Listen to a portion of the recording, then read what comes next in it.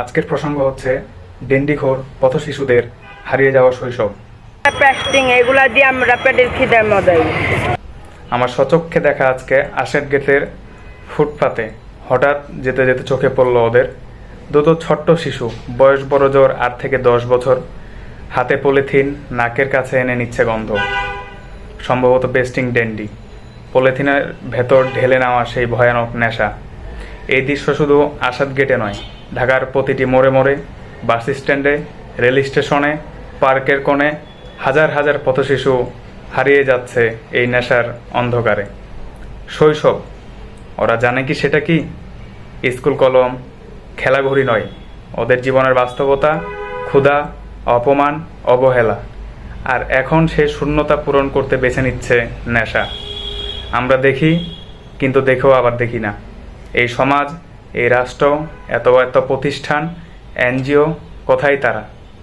কোথায় সেই কথিত সুবিধাবঞ্চিত শিশু উন্নয়ন প্রোগ্রাম? কত সভা, সেমিনার, কত আয়োজন, কিন্তু যারা সত্যিকারের সাহায্যের অপেক্ষায় তারা থাকে পেছনের অন্ধকারেই। তবে কি কিছুই করার নেই? না ভাই, আছে। আমরা চাইলেই পারি। একটা সংগঠন এগিয়ে এলে, একটা হাত বাড়িয়ে দিলে একটা বাচ্চার জীবন বদলে যেতে পারে। ওদের স্কুলে ফেরানো যায়, ওদের জন্য নিরাময় কেন্দ্র, কাউন্সিলিং, ভরণ পোষণ, আশ্রয়, সবই সম্ভব। শুধু দরকার সদিচ্ছা আর কিছু উদ্যোগ।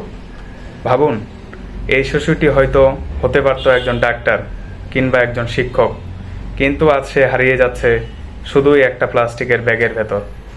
দেখবেন এরাই বড় হয়ে বড় বড় সন্ত্রাস, চাঁদাবাজ, টেন্ডারবাজ, ছিনতাইকারী এরাই হবে। এটি একটি ভিডিও নয়, এটি একটি বাস্তবতা।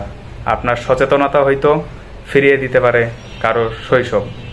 সমাধানের দিক: সরকারি ও বেসরকারি পর্যায়ে শিশু পুনর্বাসন কেন্দ্র বাড়ানো, স্বেচ্ছাসেবী সংগঠনের মাঠ পর্যায়ে কাজ বৃদ্ধি, মিডিয়া ও সোশ্যাল মিডিয়ায় সচেতনতা বাড়ানো, স্থানীয় জনগণের অংশগ্রহণ নিশ্চিত করা।